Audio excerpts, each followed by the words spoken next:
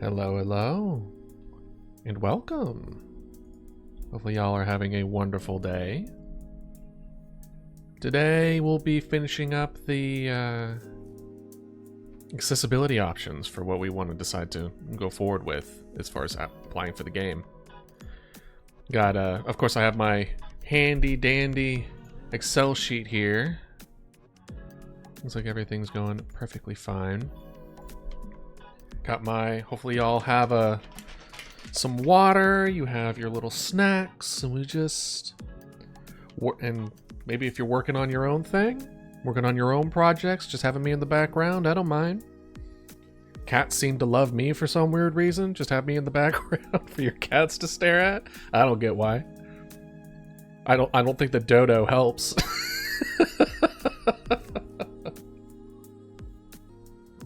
As for me, I got a protein shake, which honestly I need to buy more of.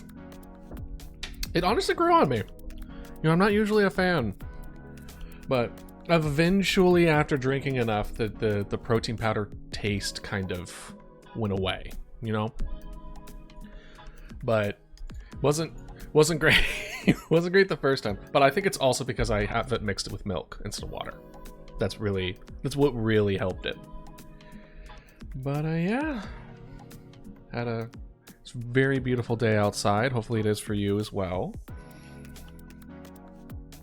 And hopefully we'll finish up the accessibility stuff and then kind of like take a closer look at it. Because right now we're just putting everything together that's like, okay, that would make sense.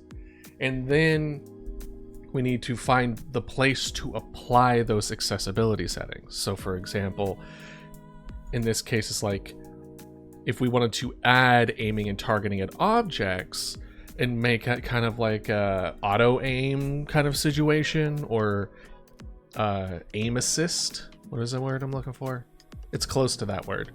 And it's like, okay, well, when would we add that? And it would be, we would probably want to add it when we're fine tuning controls, right? Where we would want to get the controls, let that kind of get to the point where it feels good to utilize, and then we apply the accessibility options to it to kind of like curve it a little bit. That's just one example. I don't think we're going to do auto aim because it's just clicking. The only other thing that we might do, maybe, is if we make the houses and like all the objects selectable through like the arrow keys and stuff like that. Maybe actually, you know what? Let's put that as a potential.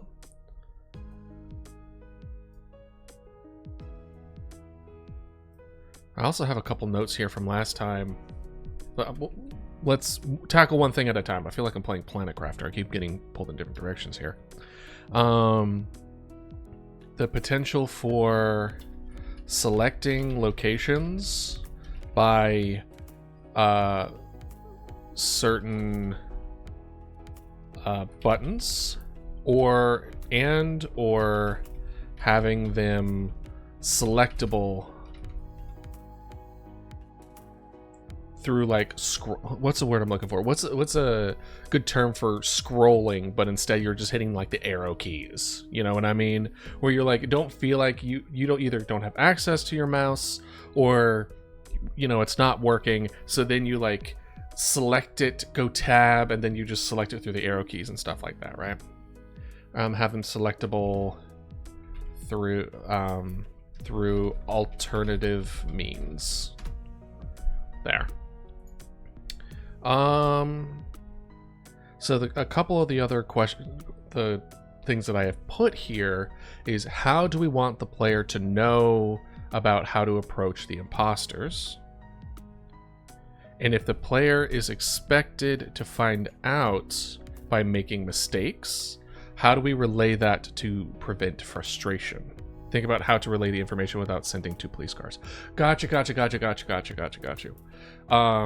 It's the idea of, we need to relay that information of, we need to restrict the amount of options that the player believes is a potential solution to said problem. Because if we just if it's just the sky's the limit, people are gonna make mistakes. We're not gonna straight up say no, that's wrong, right? So we need to have some kind of system in place where it's just like, actually, well, now I'm thinking, like, do we want figuring out how to tackle the imposters be part of the learning experience of the game, or should we just tell the player that you need to? Or do we even need to? That's a good question for us, the designer. Is tackling the imposters, do we feel the best way to like correctly guess a imposter location? Is it to send additional police cars?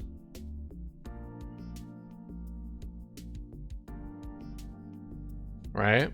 Or should there be an alternate way of doing that?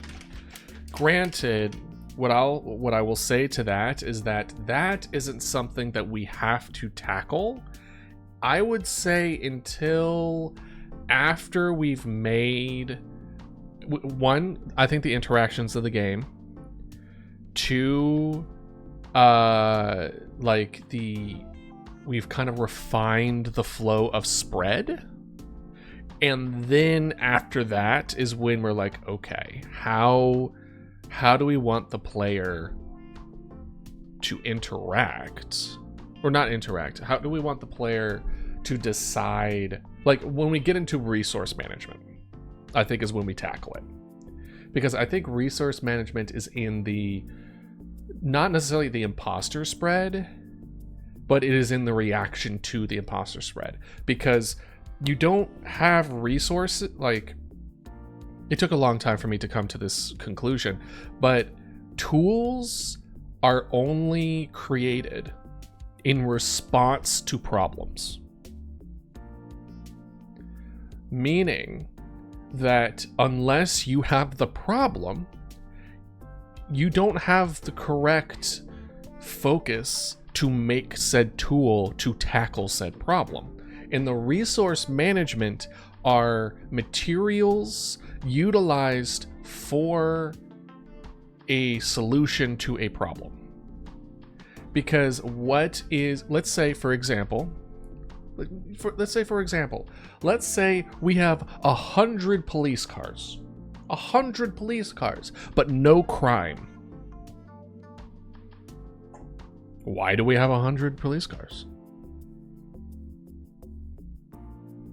We have an abundance of resources, but we don't have a problem.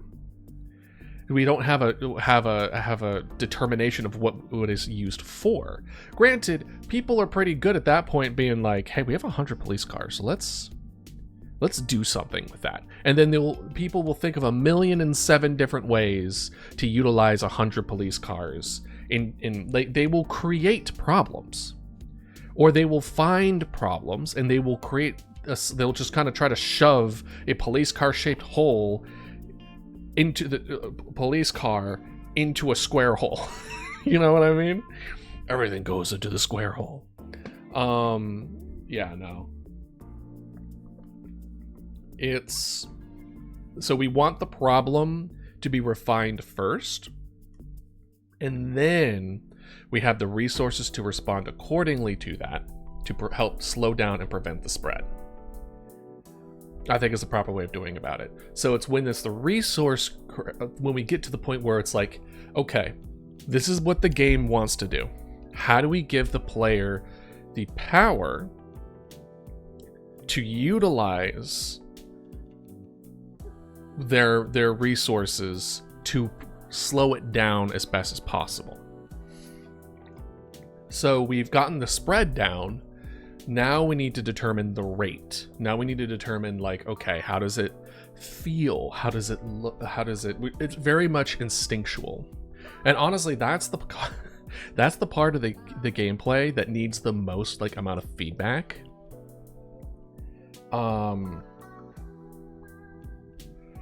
Because in a hypothetical situation where it's like, oh, there, with the amount of different kind of interactions we will have, and at first the interactions are going to be pretty straightforward, right? It's going to be original code is going to be normal person and imposter. That's going to be the two calls we're going to receive. They're nothing fancy. It's nothing crazy. Just literally just normal person and imposter. So as we are designing everything, we wanted to make sure it feels good as far as both getting it correct and also not super frustrating for getting it wrong, right? We need to make sure that on both ends, at almost every point of the spread, feels like you're fighting against something, that you're kind of getting an upper hand, that you're kind of saving particular parts, only to have it like you realize that it is a losing battle. You will lose. Or at least that's the design for now. We may play it. We may see how it feels and be like, bro, this sucks. Right? This sucks. I just got a Steam notification for summer sale from Steam. There's a couple games on my Steam thing that's like, I might spend some money, chat. Might spend some money. A couple games that I might play for stream is on there. So if I had a group of friends, I would want to try out Abiotic Factor. Graveyard Keeper, I've heard really good things about. Crypt Master is also on my list. I think that could be pretty fun. And then there's a handful of other ones that are like, they're not out yet. So like Zoocosis and Once Human and stuff like that. Apparently Pony Island 2, which is the same guy who made Inscription. That's coming out eventually. But yeah, no. Like I have a couple of these. I'm also super excited for Killing Floor 3. You have no idea. And all that and Satisfactory is coming out in September. Oh no, man. I'm not gonna stand a chance. Anyway, I'm getting sidetracked. What else is new? So let's get this done. Players with physical disability need assist for steering. That's when we just added as far as like a different way of making it so that if the player can't properly utilize a mouse, let's use the hypothetical situation where you have, is it Parkinson's that has the shaky hand? Where it's like you can't utilize the mouses don't work if your hands all over the place all the time, right? So making it so it's just like it's a specific button might help, especially in the sense of if I give them the ability to choose what button is for what.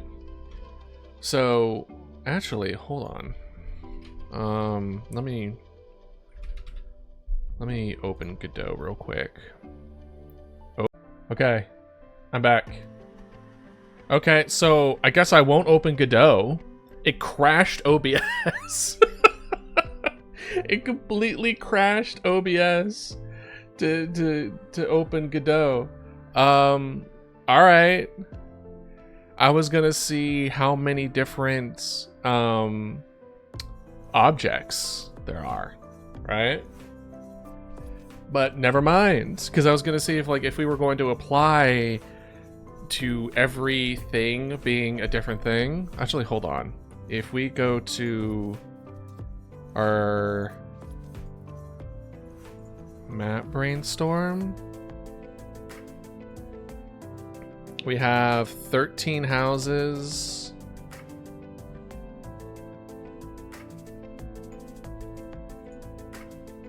Let's see here. We have 23 houses and 13, so we have 36. So we have 36 different possible button assignments. So 1, 2, 3, 4. 1, 2, 3. 4 times 12 is... How many buttons are on a keyboard? I'm not counting this shit.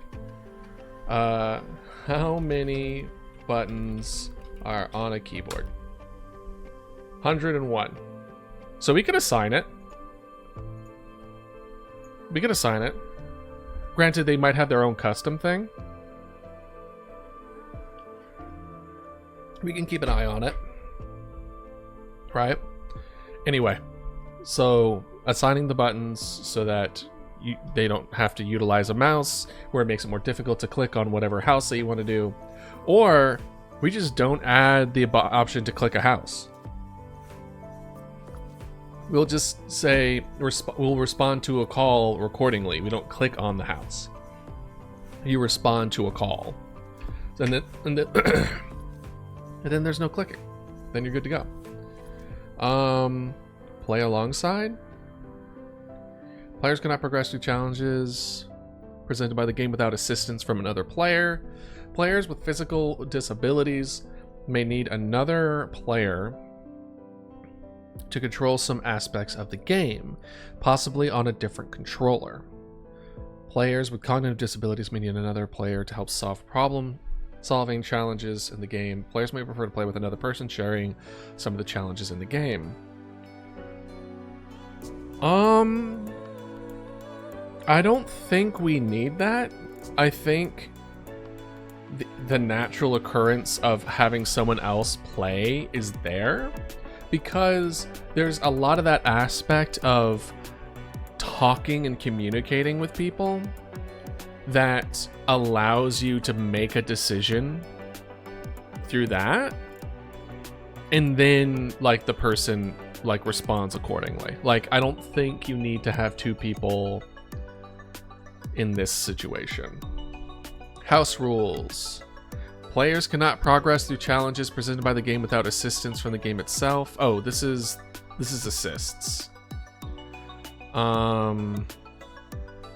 Let's do bypass.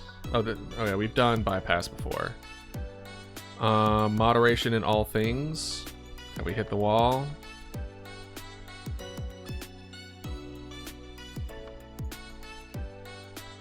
Let's do training ground.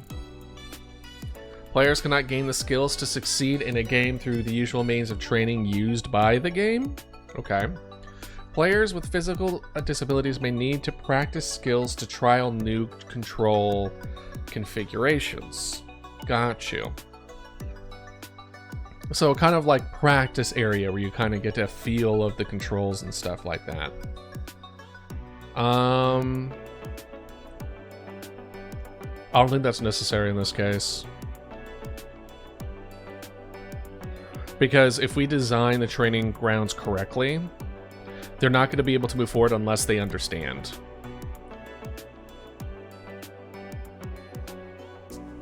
Like, we'll have like a little test where it's like, these people are having a violent situation. Send police cars.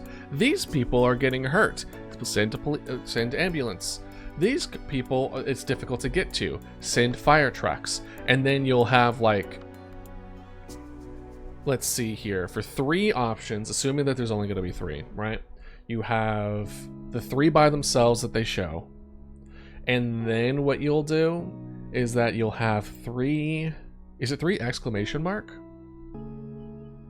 For those that don't know, in mathematical terms, the exclamation mark, it might have a particular term for the exclamation mark, but I've always said exclamation mark because it's an exclamation mark. That's what it is. Essentially, it's a short form of saying 3 plus 2 plus 1. So if it's like 7 exclamation mark, then it's 7 plus 6 plus 5 plus 4 plus 3 plus 2 plus 1. Like, it's all the way down, right? It's that kind of sequential math. And in this case, I believe it is 3 exclamation mark because you have the 3 individuals. Then you have a combination of 2 of each one. So 1, 2, 3. No. 3 individuals, then a combination of the 3, or of the 3 in pairs of 2, and then a 1. So it's 7. So it's not 3 exclamation mark for whatever reason.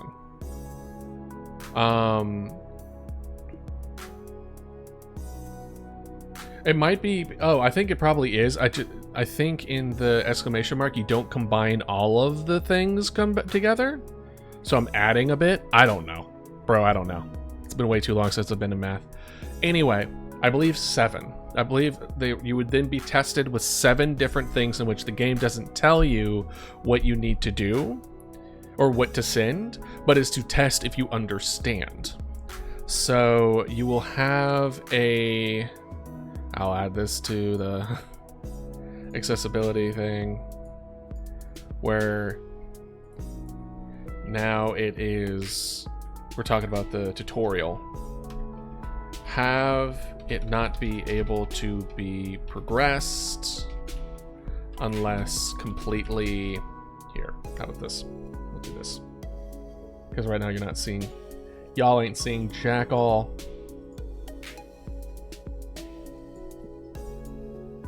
There. Now you see it in super tiny. There you go.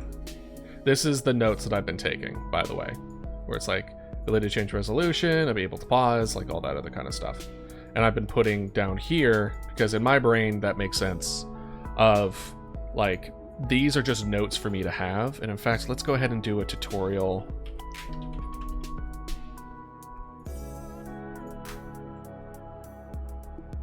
And just go ahead and do like this. Come on. Oh, there you are. Have it be able to progress unless completely understood. So we'll have walk the player through the situations for needing to send each individual resource as well as the combination of resources. In addition, need to add an additional way of determining how to properly respond to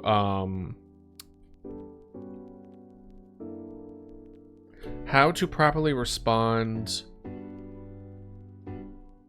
in a way to determine how to properly respond to imposter situations, right? We need to be able to give them something, right? Or maybe nothing. I don't see, this is what makes it finicky, because this is a horror strategy game, which are very antagonistic of each other. One is about empowerment and one about is disempowerment. And we need to find a way of like, when do we not tell them?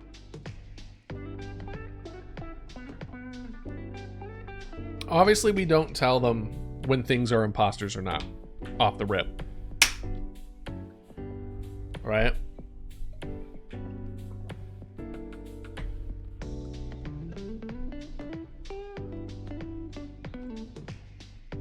Maybe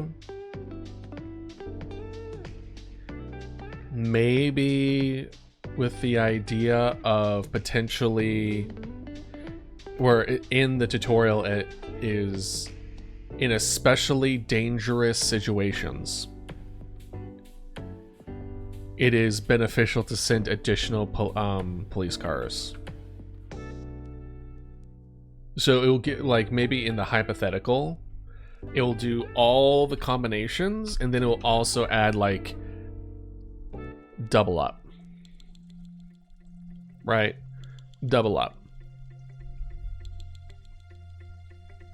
So then you're just like, oh, okay. And then for the most part, you don't have normal extra dangerous situations until the imposters happen. And then you're just like, oh, now I double up. Right? Maybe that's too much of a, heads up. You know what I mean?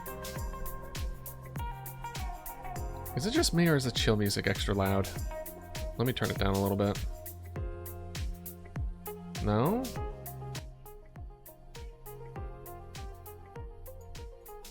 Weird.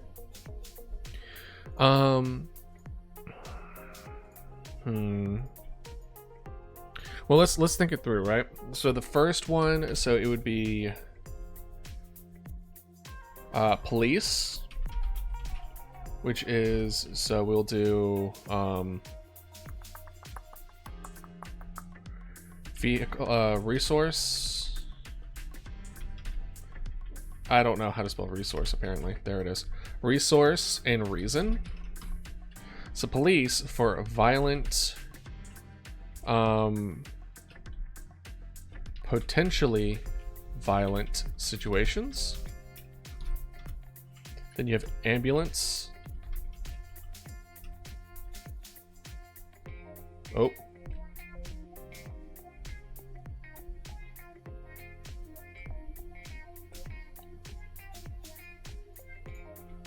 Potentially violent situations. You have ambulance. Hey, how you doing? Hopefully you're having a wonderful day today. Good. Currently going through how we kind of want the tutorial of the game to kind of lay things out. Pretty good, pretty good. What about you? Did you do anything special?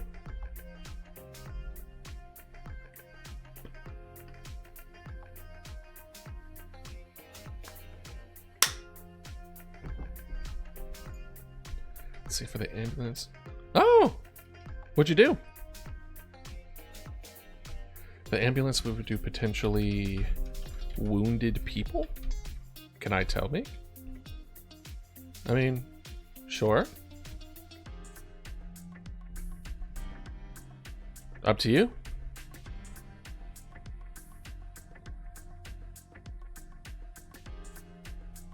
And then police, ambulance, and fire truck.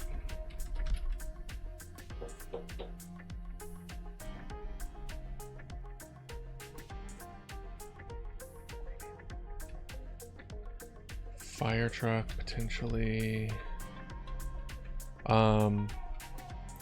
Fire / inability to access people.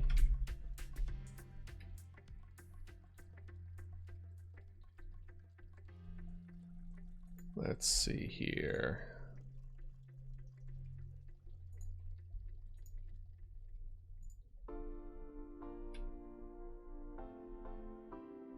And now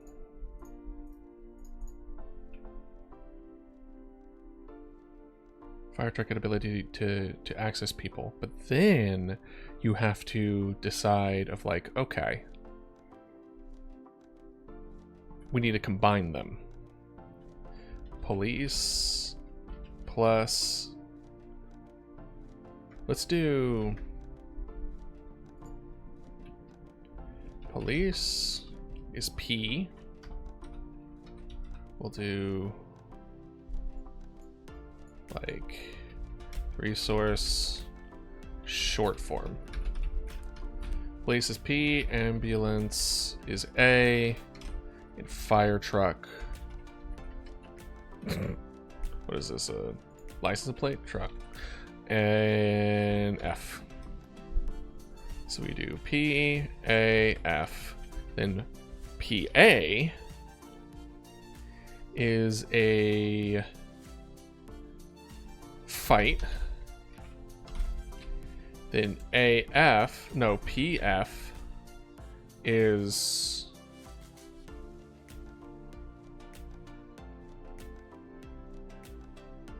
what's the word I'm looking for?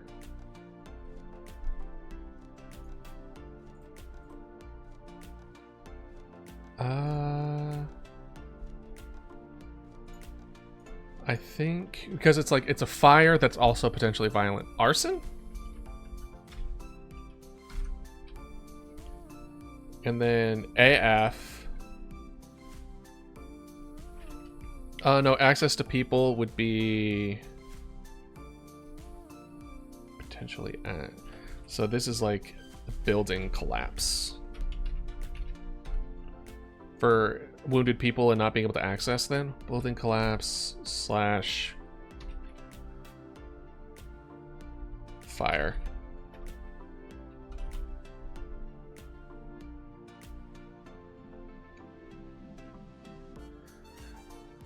Artisty, you are keeping me suspensed as far as what you're gonna tell me. Unless you just were just gonna leave it.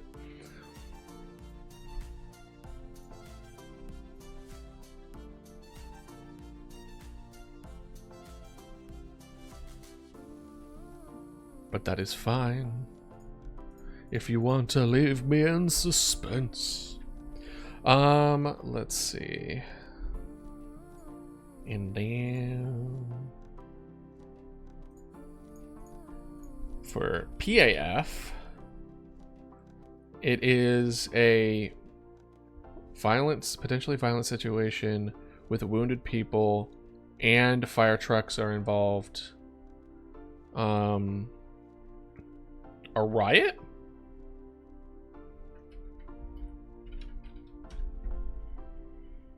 Like all chaos breaks out?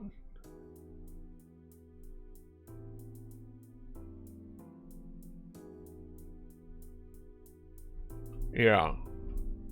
And then here's what we're thinking. Like, so 1, 2, 3, 4, 5, 6, 7, right? And do we want to go down the rabbit hole of doubling up? Or it's like, it's PP. Where it's 2 police cars, it's 2 ambulances, it's 2 fire trucks, right? Do we want to get complicated? And I say no. We want simple but deep, right? We want good potential outcomes for very simple mechanics. I went with my old school friends for the weekend, which was unexpectedly fun, so we made plans again, so you should also have a lot of fun with your school friends. And the weirdest thing happened, I'll tell you. You laugh like crazy. Yeah, go ahead, tell me. And that's awesome, that you were able to meet up with old school friends and like kind of have that connection. That's special. I'm glad you got to experience that.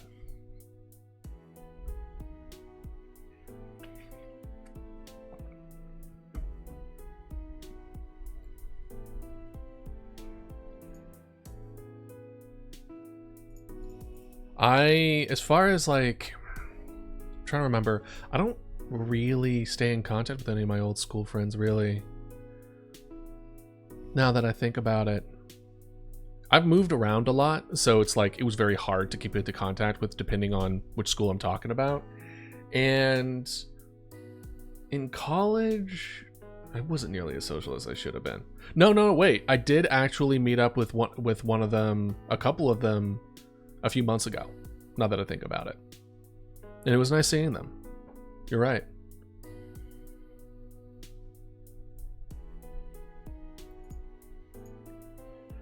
Riot, so then we're thinking maybe like 2 police cars is very violent.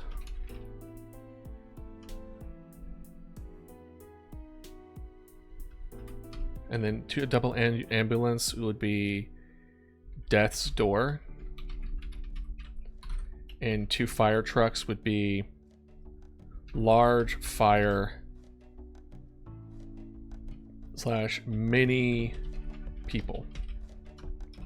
Maybe we keep it at that. Maybe we just double up there and that's it. So 1, 2, 3, 4, 5, 6, 7, 8, 9, 10. There are 10 different possible combinations to do it, where it's just a combination of the 3, or you can double up on 1. You have exceptionally violent, aka imposters. You have, you need so many, like, you need double up ambulances in which, like, just to keep the amount of people alive, there's so many people that are on death's door. / many people.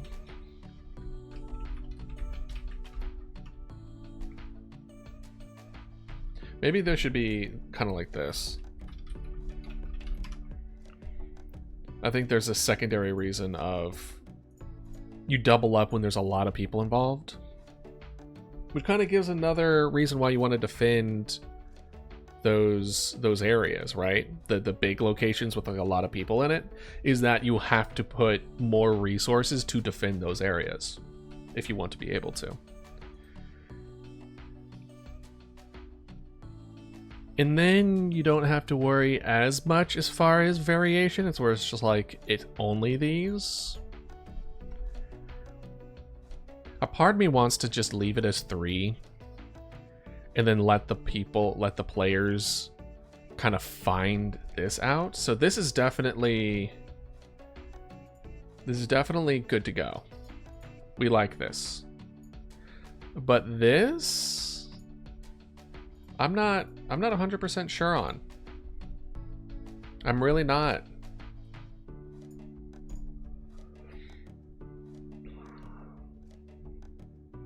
Like, we definitely need to show the different variations. Maybe we just all we do is let the player know that you may come across situations that may involve any combination of the above, and to use your best judgment.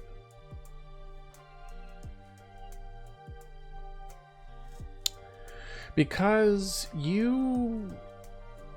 this game is a game where there isn't a win con. It's just a last as long as possible kind of thing. It's a fight against it's a fight against the flow. You know what I mean? And because of that, you're going to lose. And you can get better and make less mistakes. Okay, let's see this. We had cooked together and everyone insisted that I should cook, but I had said I didn't know how to cook. You shouldn't. Honestly, I've been there. I'll tell my cook story after I finish reading. They insisted so much that I agreed. I cooked chicken, but instead of salt, you put sugar. They scolded me and were surprised. The funny part is that we had gone for an outing in the jungle. In the jungle? And the whole night they were hungry. I said to them, this week we'll remember for a lifetime. That sounds like a great trip. To be fair, sugar on chicken doesn't sound that bad. It doesn't. It'll probably be a bit sweet unless you put like a crazy amount of sugar on it. Plus, like, depending on how you cooked that sugar, it might have caramelized. You know what I mean? You get that brown sugar situation. Oh, mwah. Juggling the whole night, they were hungry. But that's awesome. No, I did end up learning how to cook eventually, because I'm the way I like to say it is that I'm a recovering picky eater. Like, I grew up being very particular with my food, and it just turns out that I have very sensitive like taste buds, especially when it comes to bitter. Bitter is very strong for me. I don't know if you've ever tried it, but there's these like slips, like little slips that you can put on your tongue, and if you have the right genome, then you taste the super bitter on the paper, but if you don't have the genetic makeup for it, you don't taste anything. I apparently do. They were demanding that I make spicy chicken. Oh. Yeah, that's not very spicy, is it? You'll probably cut the spice a bit. Just add some red flakes on there. You'll be good. But that sounds like you had a great time. That's awesome. But to kind of like give you where I started though, like I started microwaving fish sticks and frozen chicken in the work microwave. That's where my starting place was for didn't know how to cook. I would just reheat frozen food. And then from there, I went to frozen chicken with instant mashed potatoes and canned green beans. And then I started making my own potatoes And then I moved from frozen chicken to baked chicken. And then I learned how to season properly because I didn't know how to season properly, like at all. And granted, I never mixed the sugar and the salt, but then again, I don't have them in the same spot. They are very similar to look at, so I'm not going to hold it against you. If anything, you just learned how to properly label. How to label the spices accordingly. And then from there, from canned green beans, I went to learn how to saute my green beans. And now I oven bake my green beans, and I still eat frozen chicken. I do, but I don't microwave it. I cook it in an oven. But yeah, no, I've slowly gotten better as far as just cooking in general. And I think a lot of people have that mentality of just like, oh, I can't cook. And it's like, and then they look at other people who can cook and they're like, my God, there's no fucking way, right? There's no way I could get to that point. And the answer is like, you have to do it slowly. You have to do like a little different from what you're accustomed to, and then stick with that a bit, and then change a little bit again, and then stick with that a bit. It is a slow step climb to actually get to it, be a decent cook. And even now I struggle a lot with cooking, and I don't know why this is the case, but I'm a really good baker. I can bake really well. When it comes to desserts and sweets, it's perfect. But there's like it's like a different part of your brain is used for baking. It's a different skill set, and I don't know why. And the way I put it is like baking is much more of a science, and cooking is much more of like an art, right? Baking, if you follow the recipe of a baking recipe, you're good. You're fine. But like cooking requires like so much nuance to it, where you add like certain spices and you taste it and you're like, it needs this, it needs nutmeg. I don't know. And like I still haven't reached that point, even after because I've been improving like 6-7 years ish. This is a long journey of me just trying to eat better as a person. So yeah, no, it's one of those things where I believe in you. I believe you can get to a point where you can cook and not put sugar instead of salt. However, I still think it would have tasted good. Like a sweet, spicy chicken sounds pretty damn good to me. Especially if you caramelized it. And like the browning of that sugar just tastes so good. And also, here's a free little recommendation for you. This is what I learned from baking. Anytime you are going to use butter in a recipe, brown it. And by brown it, I mean like cook it until it just becomes brown. Not when you see black is too far. There's like a brief, like no joke, like 20-second window where you melt the butter, you kind of let it simmer and bubble for a little bit, and then as you're kind of mixing it, you'll kind of like continue mixing it until it'll slightly get like this brownish tint to it. That's when you stop. If you do that, it makes any dish taste better. It's such a good... I learned that in baking, and I was like, bro, I'm doing that in cooking. Are you fucking kidding me? It works. It so works. But what... Okay, I gotta know, because you said jungle. I have to know. What jungle are you talking about? Like... What jungle did you go in the middle of the night? Because when I think of jungle, I think jungle. I think like, oh, you're out at night. Oh, you're going to die. You're just going to die.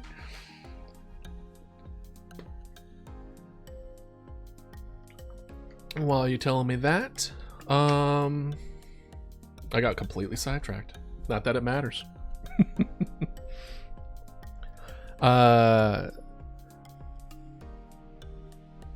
I think for now. Okay, so we were talking about the fact that what relationship do we want the player to have with failure? Because I think that's going to dictate how much we want to give the player like the freedom to find things out on their own. Because if failure feels bad, then we want them to fail less. If we make failure feel like decent or good, like it's like a learning experience. Like, look at Hades as a good example, right? Losing in Hades also means progressing the game. And I think losing without anything gained from losing is what makes losing feel so shitty. So it's like, I wasted my time. I didn't gain anything from the effort I put in. And that feels bad. But if we were to make it so that, like, you try to do a combination of things, it ends up not being the answer, right? So then you try a different one, and then that ends up being the answer. And I think we can play with this. I think we can play with this a little bit. Maybe we can add a little more depth to the combination thing, right? Because if we have the process of figuring out what to send where as part of the understanding part of the game, then we can kind of get more in depth as far as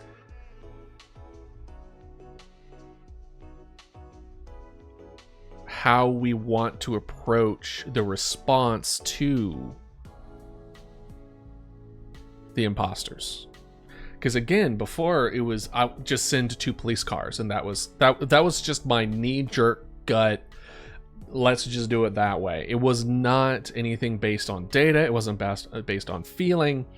So more than likely, we're going to be adjusting that to how do we want to respond to the imposters, which is one of the core basics of this game. Do we want the answer to be super, super simple and straightforward? Do we want them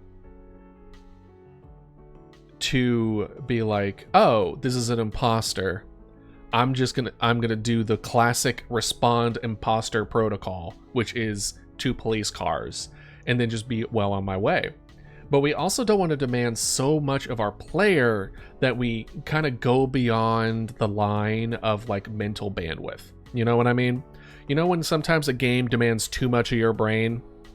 It's like, I don't know if you play Magic, but if anyone who plays Magic, but they're playing like a +1 counters deck, or just a counters deck, and then they're just like, cool, this will be fun, I'll have all these counters and everything, and then they have to keep track of multiple triggers and multiple +1s and how many goes where and when, and like you miss things and then that feels bad, and then you get super big so you get targeted. Like, it's a whole thing. It's so demanding. And like, there's also like Storm, where you had to keep track of all the spells you've casted, and then depending on how many you casted, you then get to play even more spells that you can then play more things. And it's like, it's so much bandwidth, which is what makes it extra difficult. So we don't want to cross that bandwidth, especially when we're talking about accessibility, especially when we talk about people who we don't want to create such a complex system that a simple game becomes inaccessible because it gets so complicated. And we don't want complicated. We want deep, simple interactions. And though I agree that it's like, oh, it's just a combinations of these 3 that could be put in any order, that in itself is simple. But the fact it's like, oh, you're not technically balancing 3 resources. You're technically balancing 10 resources, and you need to remember what to send which one where, which is a lot already. That's a lot without even the imposter thing like happening.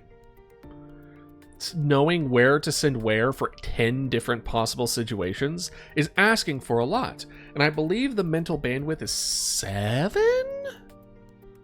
Isn't that what it is? It's something where it's just like, what's the most people can retain in their head? I think it was like 7 things. This limit, which psychologists dubbed the magical number 7 when they discovered in the 1950s, is the typical capacity of what's called the brain's... It's like the brain's magic number. Let's see here. It's ABC News, so in 2009, so take it with a grain of salt. Typical capacity of what's called brain's working memory. Let's see. Limit brain working memory.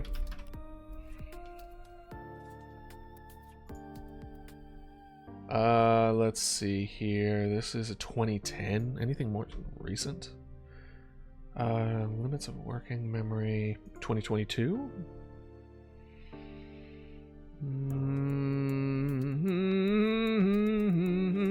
Let's just say 7.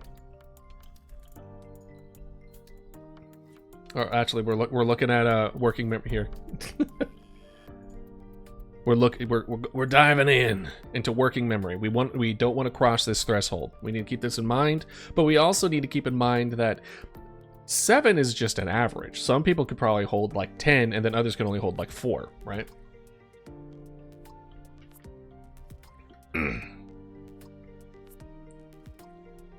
Working memory is often synonymously used for short-term memory, but some theorists consider 2 forms of memory distinct.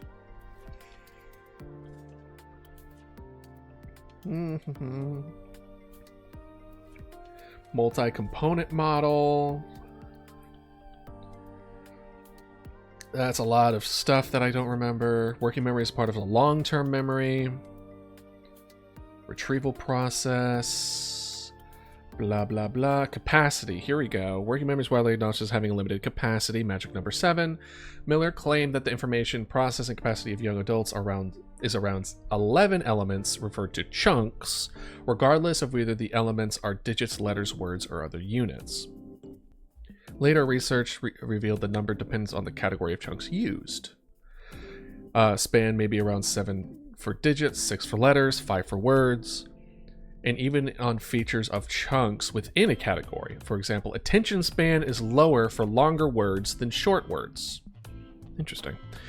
In general, memory span for verbal contents depends on the phonological complexity of the content, number of phonemes, number of syllables, on the lexical status of the contents. What? Whether the contents words are known to the person or not? Lexical is like whether or not someone knows the words. Interesting. Several other factors affect a person's measured span, and therefore it is difficult to pin down the capacity of short-term or working memory to number of chunks. Cohen proposed working memory as a capacity of 4 chunks. Blah, blah, blah. I'm just skipping ahead now. Whereas most of this can repeat about 7 digits in a correct order. Some individuals have shown impressive enlargements of their digit span up to 80. Jesus. This feat is possible by extensive training and coding strategy by which... Oh, is this like... Wasn't there a person who streamed live about getting up to 1,000 digits of pi? I feel like that was a thing. I vaguely remember seeing that. These groups are encoded in a single unit. Okay, so basically you have limited amount of chunks, but in order to remember more, you have to increase what's in a chunk. So when I say 74395, 74395 is 5, or you will just remember 793. I flipped it. 74395. So 743 and then 95. Now it's just 2 chunks instead of 5 chunks, right? To succeed, participants able to recognize groups is known as string of digits. There you go. One person studied by Erickson and his colleagues, for example, used an extensive knowledge of racing times from the history of sports. In this way, only some chunks, blah, blah, blah, blah, blah, blah, blah. Okay. So I guess in that way, what we can do...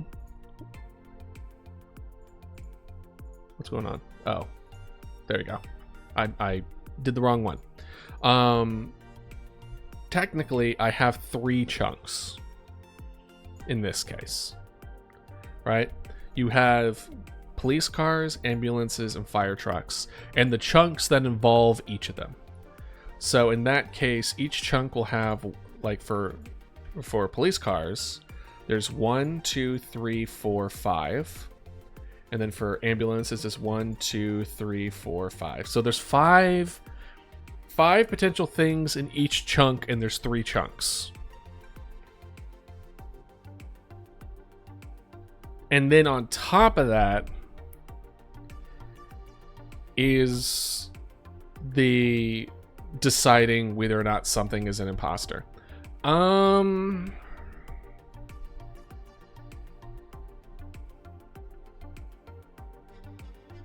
See, I want the brain power to be devoted to figuring out what is an imposter or not how to respond to it properly.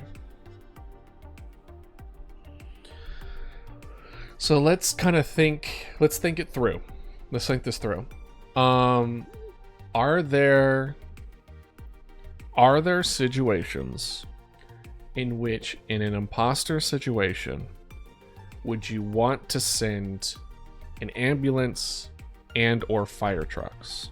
I mean, we are artificially creating that in a sense of the fire trucks act as like a second life system, where the fire trucks get destroyed. Like, instead of losing all of your resources because you made a mistake, you only lose your fire trucks if you make a mistake. And then ambulances, I think we were deciding whether or not that it would potentially pick up an imposter and bring it to a hospital.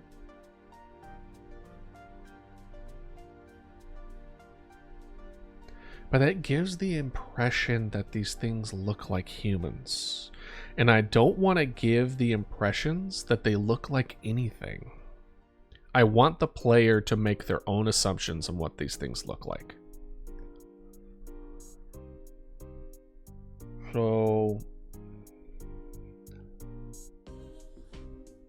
okay, so in a, I'm gonna say, quote unquote, yes, I very much did like your trip. Thank you for telling me about it.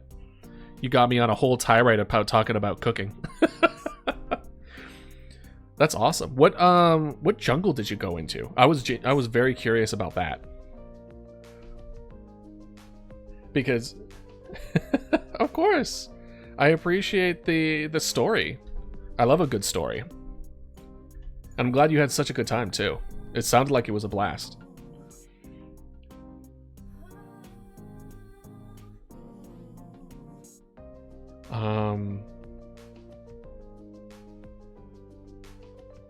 What was I thinking? Konai jungle. Interesting. Let me Google that real quick. Where are you?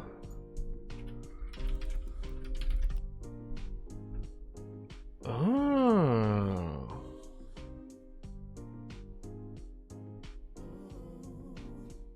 That's awesome, man.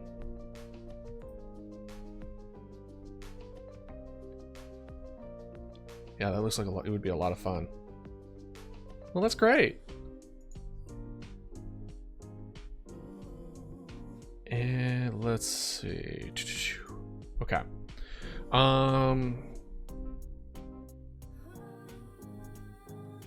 So thinking it through, we have these beings that stalk.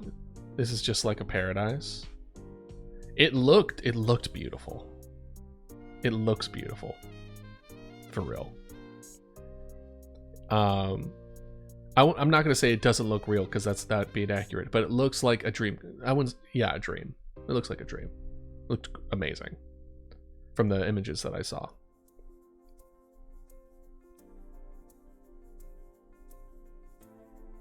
I'm from the US.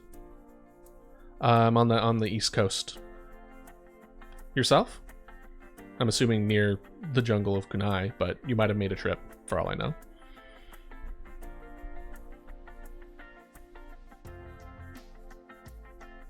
Oh, I bet. Oh, I bet. You're from the UK. That's awesome. Well, hello from across the pond. Were you just there for the weekend, or did you spend longer than just the weekend?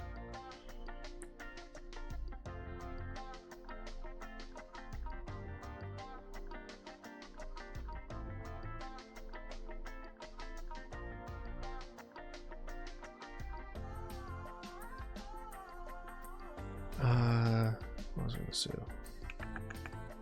Right, thinking it through. Where, yeah, there's these things. They're stalking people. They're ambushing them. They're taking over their location and mimicking their voices and behaviors to try to coax people into that location and then like continue the chain down until they aren't able to get anyone there anymore, and then they move on. So would they be able to utilize a way in which or manipulate the player to send other resources besides police? I feel like they would utilize or give the illusion of someone being hurt, so you'd want to send an ambulance, or the illusion of someone is stuck, so they need to send a fire truck. I can see that. So in a situation where you know or you believe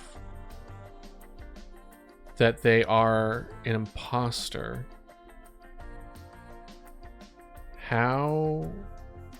what would the appropriate action be? What would feel like the natural conclusion?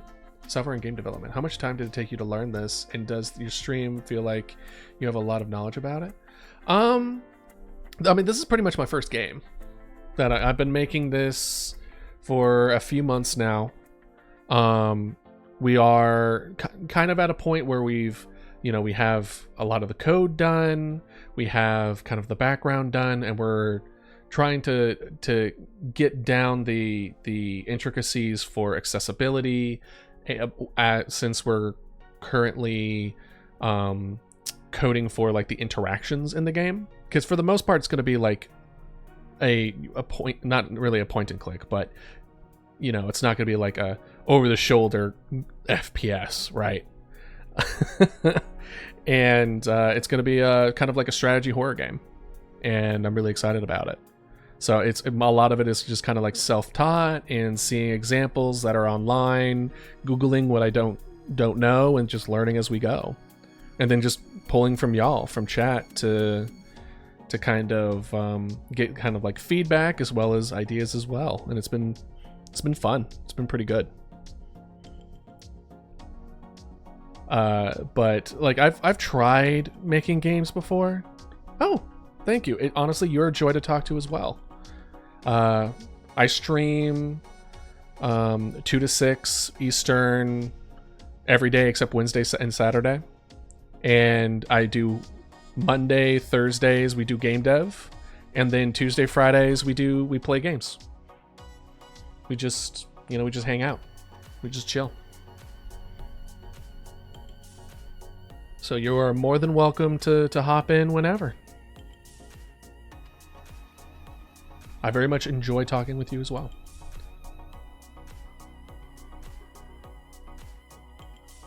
Especially if you got more of those stories.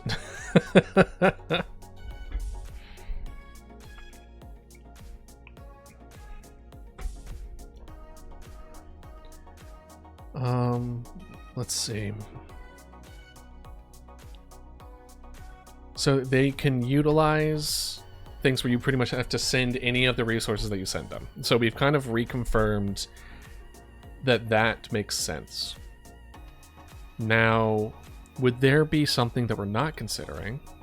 Because your way of talking is so good. Thank you. Awesome. Yes. I appreciate it. We're gonna be same time tomorrow. The current plan is the new Elden Ring DLC, but I have a tendency to be like, you know what, this other game seems great. So I'll be here. And I would love to have you. And I appreciate the compliment. It means a lot.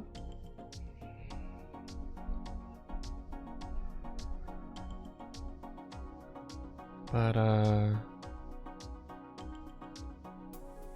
so if there wasn't a resource, so one of the potential resources that we were considering were people who were obsessed with these things. And they would potentially fill in the gaps as far as like, oh, we heard that if they could utilize this to be against you. Like it would be the little tutorial whispering in the player's ear, like, hey, but I feel like that, I don't know if that's on the nose or if that's like, a part of me is just like, that's too obvious, right? They're obviously the kind of the tutorial they introduce you, etc. But at the same time, maybe we could kind of play with it where it's just like, not everything they tell you is correct. It's just kind of like, they put two and two together, and a handful of times it's 4, but sometimes they think it's 5. And you're like, So it's like, you take what they say with a grain of salt, and you try to have to sift through as far as what they're saying is accurate or not. And that could be fun. But that's much less of a reaction to what the imposters do, right? Because the imposters essentially what they do is that they call 911 and make it sound like there's someone that needs help. They call the emergency number. They pretend to be someone that needs help, and for you to send your resources over there so that they can take advantage of that situation, and you would lose those resources, aka people die. And then now you have less supplies necessary to be able to keep them from going from like growing and spreading from house to house. So they would trick you either by pretending there's a violent situation, aka police. Well, they wouldn't want you to send police, would they?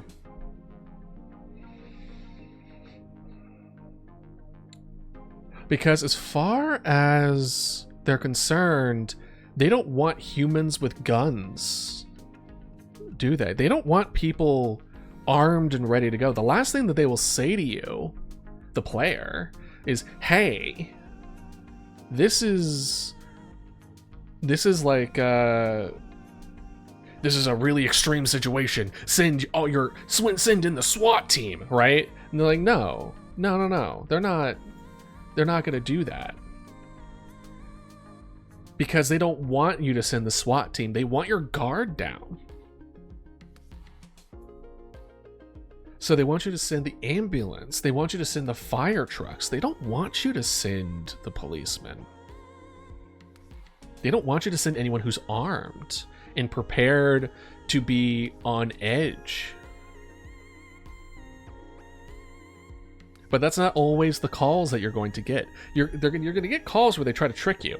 That's true.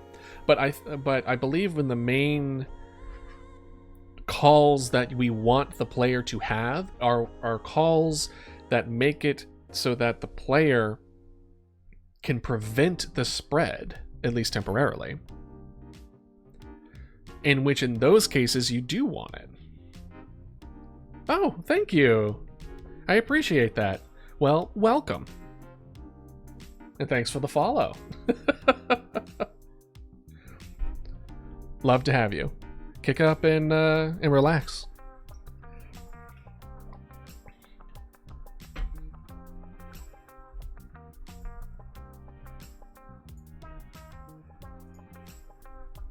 And thank you, Polar Frogs, as well. But, what was I saying?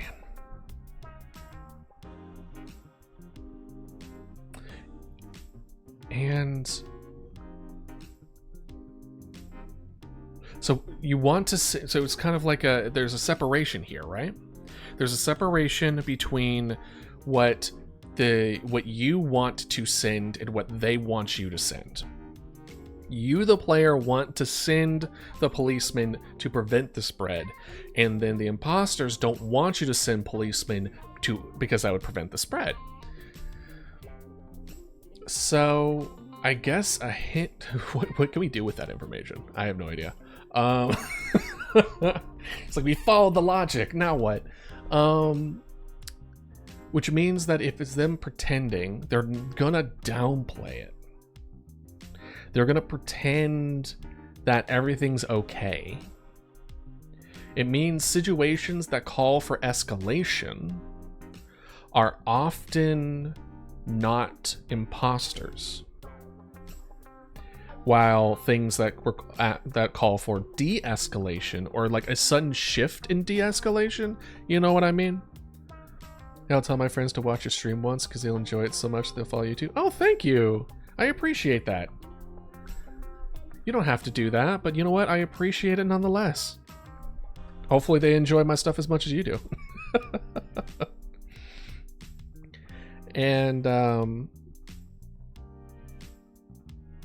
but we don't want it too obvious, do we?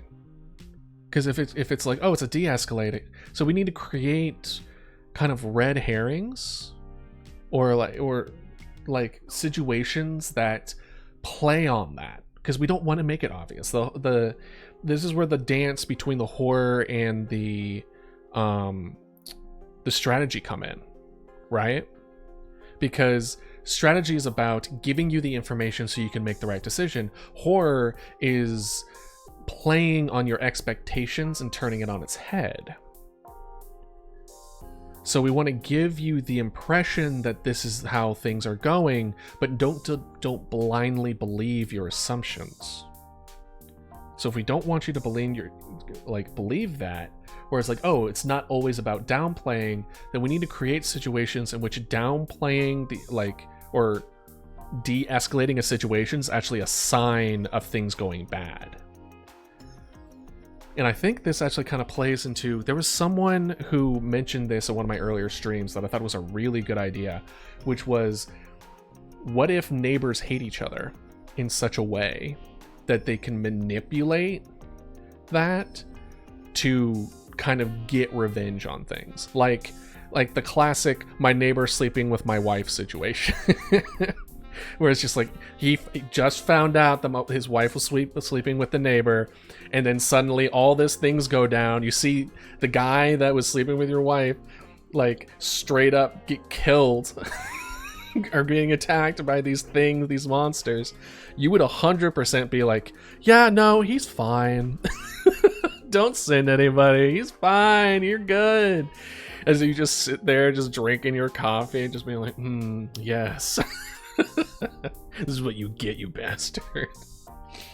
I think that would be pretty, that's not bad. Certainly not bad.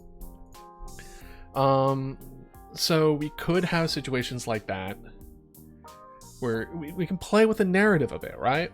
And I've mentioned it before, but I am a huge fan of the balancing act between awe, humor, and horror.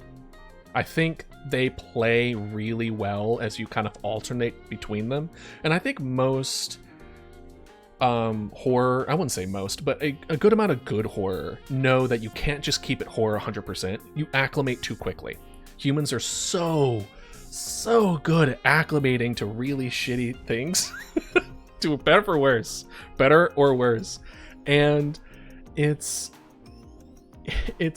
so they usually balance it out with horror or humor, right? You make it funny.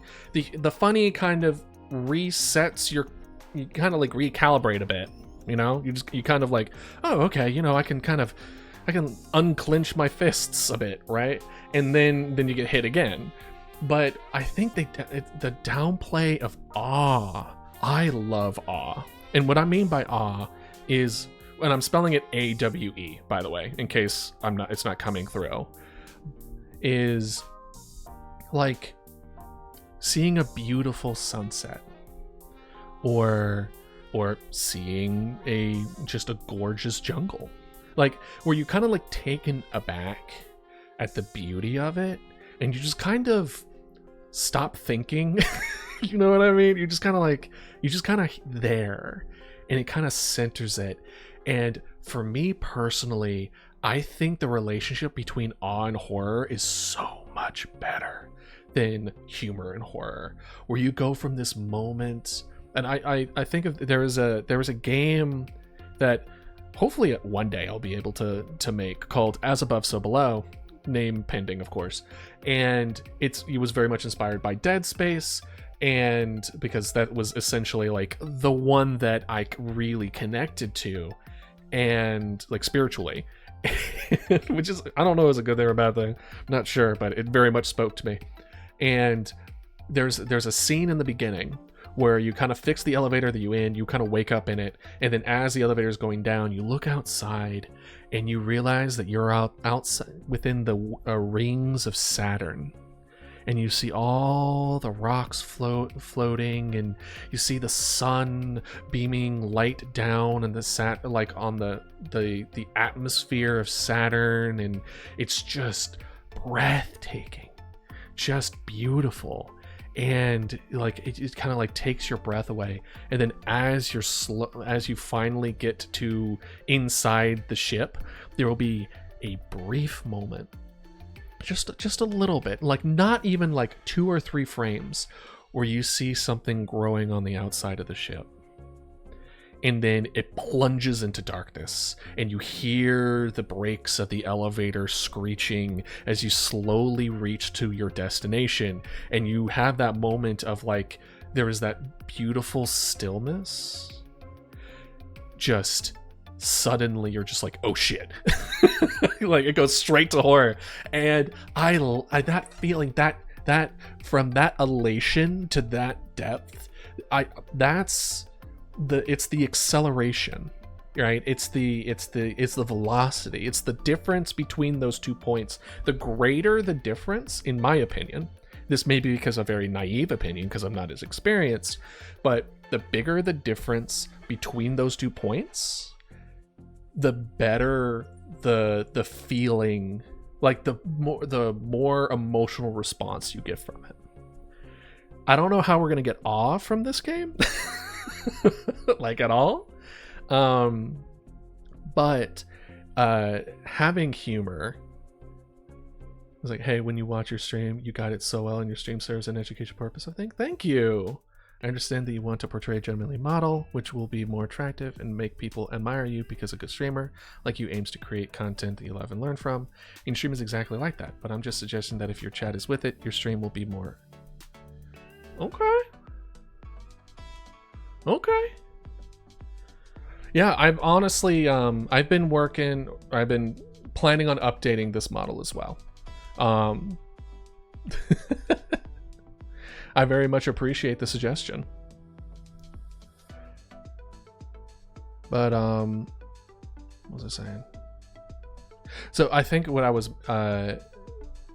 meant by that whole tangent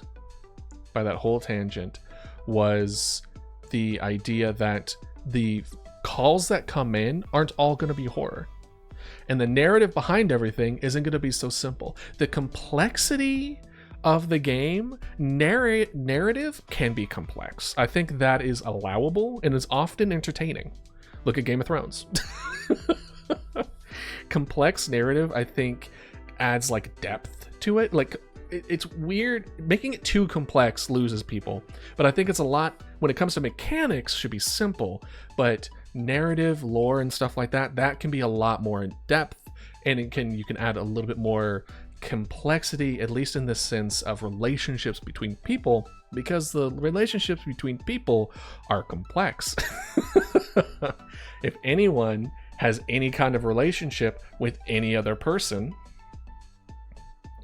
you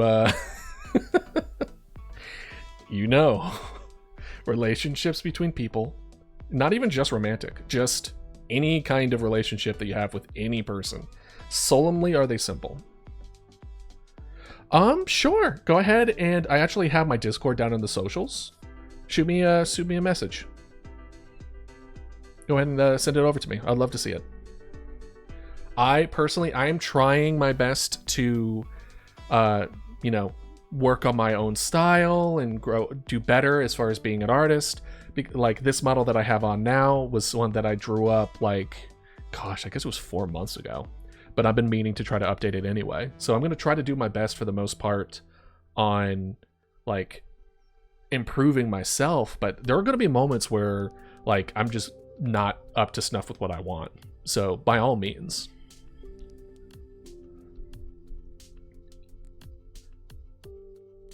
And then, so we're definitely touching into stuff of like, we're not at that point where we're making the narrative part yet of the game, because we still have to figure out and still do all the things as far as the intricacies of the actual mechanics, which is fine.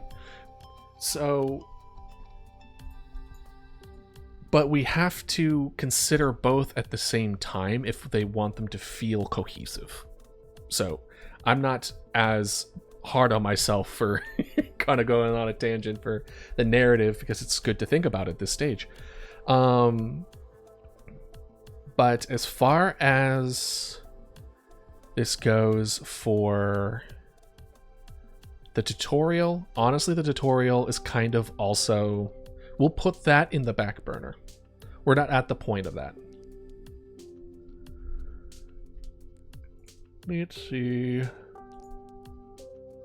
You know what? Since you've been so proactive, there you are.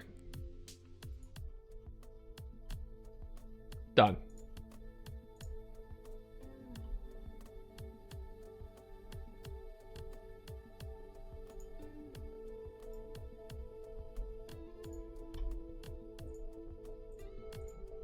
And then for as far as the messages that you send on Discord, I'll check those out as soon as I'm done streaming.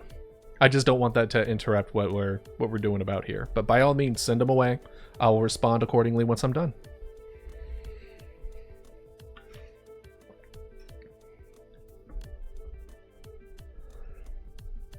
Let's see.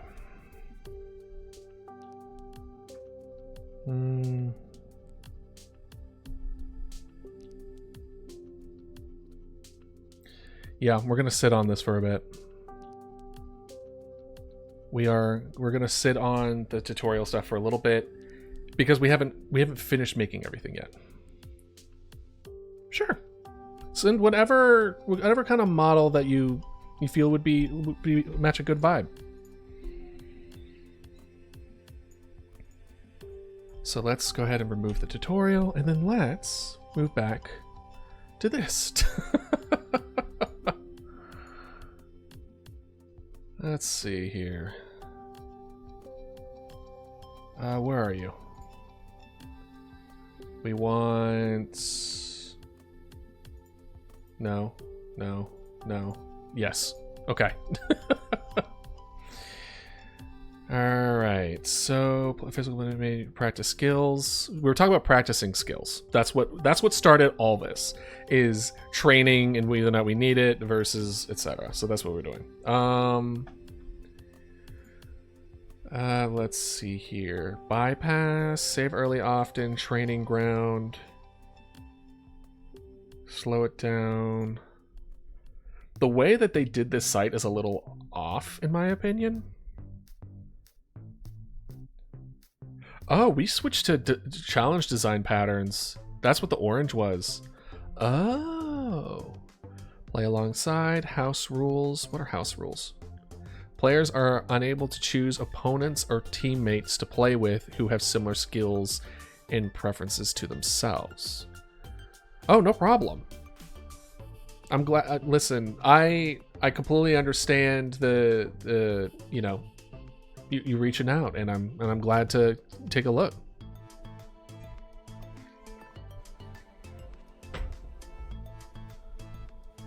I'm sure they are great. Let's see here. Players choose blah, blah, blah. Players may prefer to play with other players that match their skill level or performance level in a game.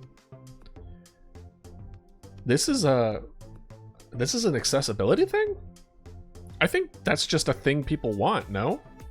To be able to play against people that they are... Isn't that what the whole skill-based matchmaking thing's about? Like, what? Players may prefer to play with other players that play with certain game options. Players may prefer to play with other players that use particular communication options. Really? This is considered a... Okay. Alright. We don't gotta worry about this. This isn't multiplayer. The only thing that even comes close to this is potentially adding a leaderboard to see like whoever lasts the longest. It gets put on a leaderboard so people can see like, ooh, I got up there, like kind of create that kind of competition, you know. But I don't know. That's very much a like to have and not a minimum viable product. All right, so now total recall. Let's look at this. Players cannot retain a recall to do in a game with how its interfaces. This is the one where I was thinking like adding kind of like a history to it. So you get to see like the decisions you've made and like auto marking houses that are doing it. I think for the most part, I think we went over everything. Spent already a day on this. Let me...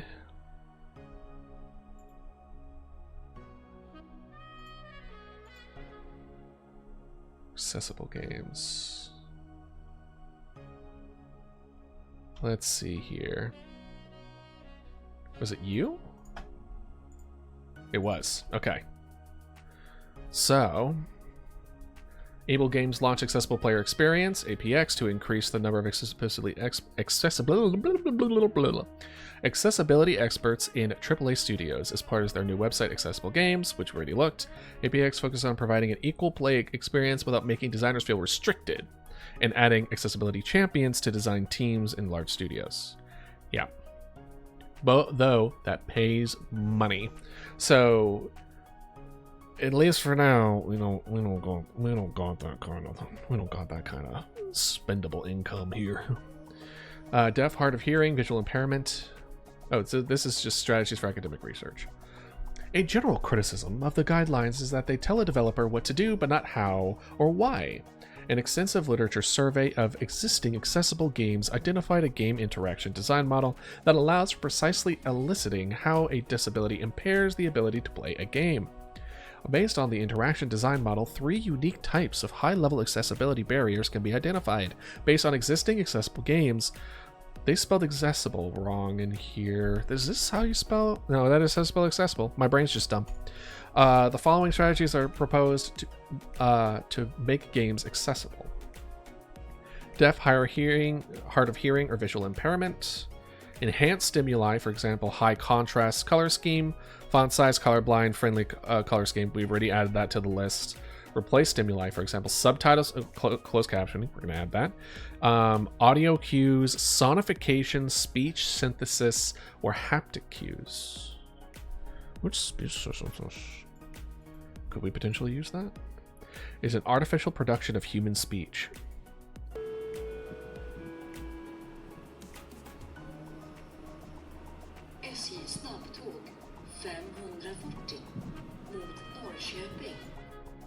Is speech emphasis free?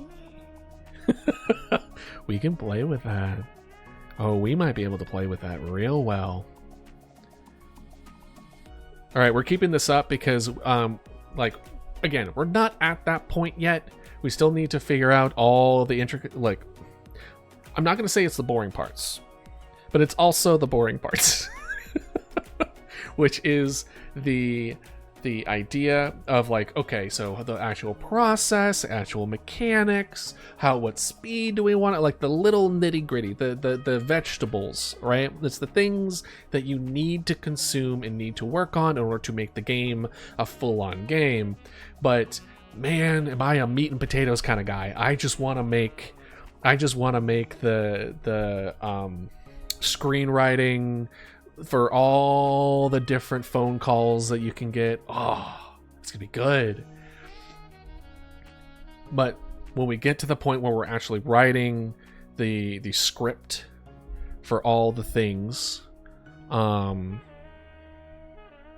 that's when we're gonna dive into like, do we want people actually with like speaking? Do we want a text-to-speech model? Do we want an AI? I mean, text-to-speech I guess is AI, I think, pretty much.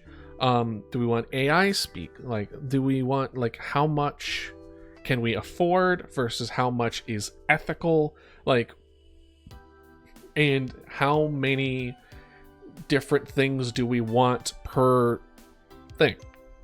Meaning, like, I think we had like 26 houses, and I think a total like 56 people. Not all of them will have like speech, but like, if people are going to be playing this, we like repeatedly, and also potentially watching people play this repeatedly, we don't want situations where that you are running into the same situation again and again and again, right? And again, we've also mentioned this before too, where we want immersive storytelling, where depending on the path of the spread, we want a story to be told that the player like either assumes or has experience with.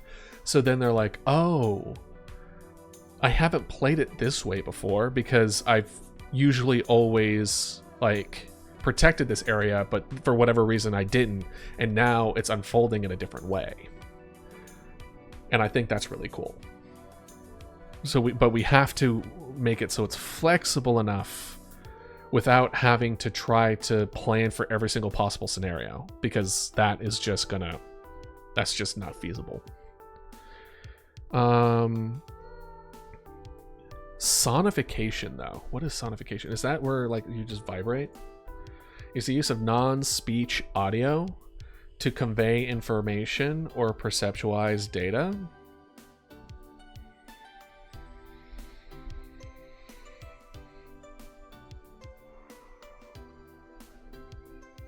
Okay. Or haptic cues. I don't know. I like the idea this is a game you can play blind.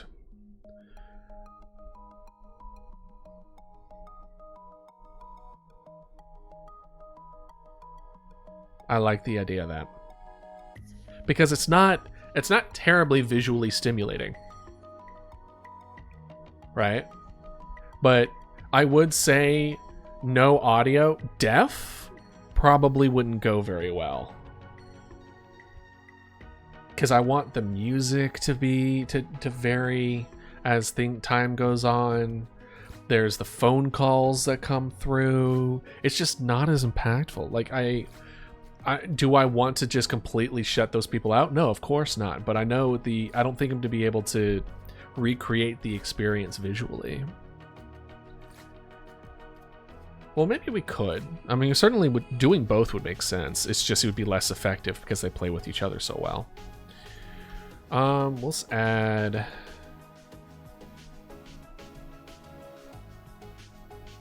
accessibility, potential. We'll do potentially add replacement for stimuli like sonification or haptic.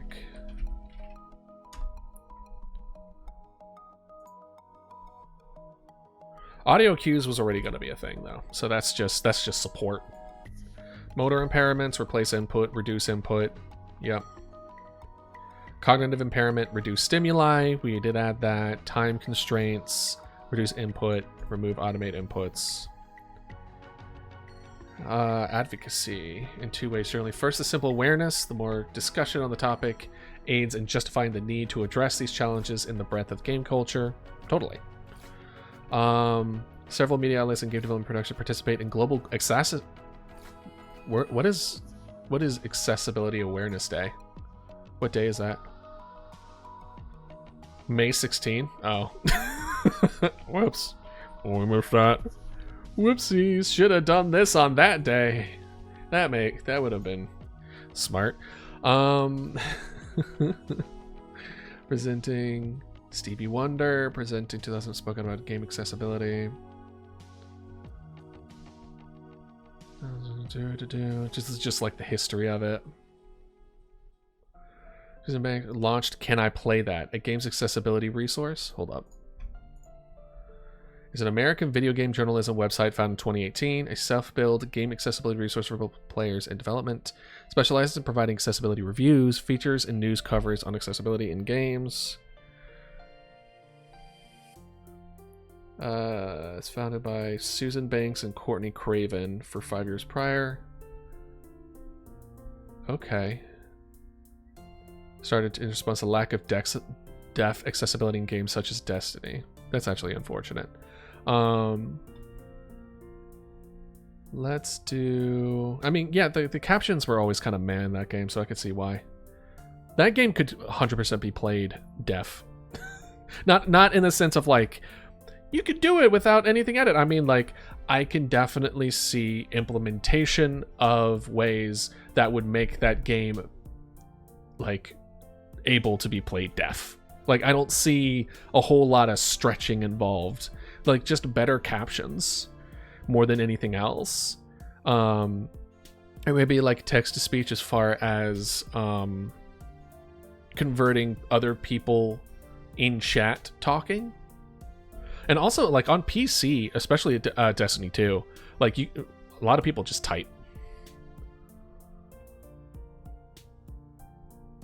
All right, let's check out. Can I play that? Can I play that? Okay. Resources. Game PR and Marketing Accessibility Guide. When it comes to accessibility, there are a number of ways PR companies can make their content accessible to disabled consumers. Colorblindness Accessibility Guide. This guide is written by Douglas Pennant, Creative Assembly. People with colorblindness have difficulty distinguishing between some colors. I believe, if I remember correctly, a good way to help against colorblindness is to not make everything the same. Is it brightness? Is it opacity? It's like the same amount of color. Like, you'd want slightly different faded and brighter versions of each of the different colors. So if for whatever reason all becomes the same color and they're all, like, essentially in quote-unquote grayscale, then they're still different shades of bright light, like white and black. You know what I mean?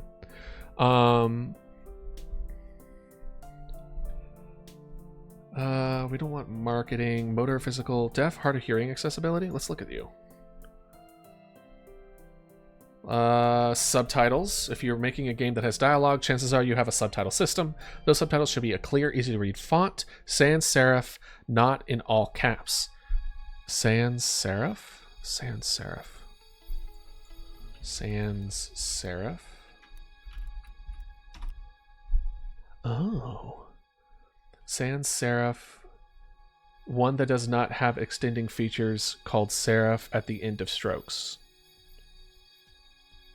Sans serif typefaces tend to have less stroke. So they recommend sans serif.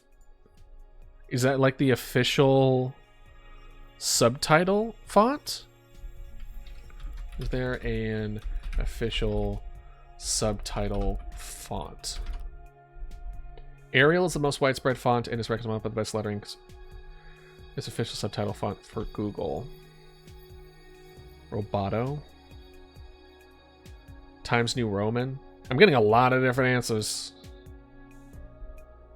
Font for accessibility.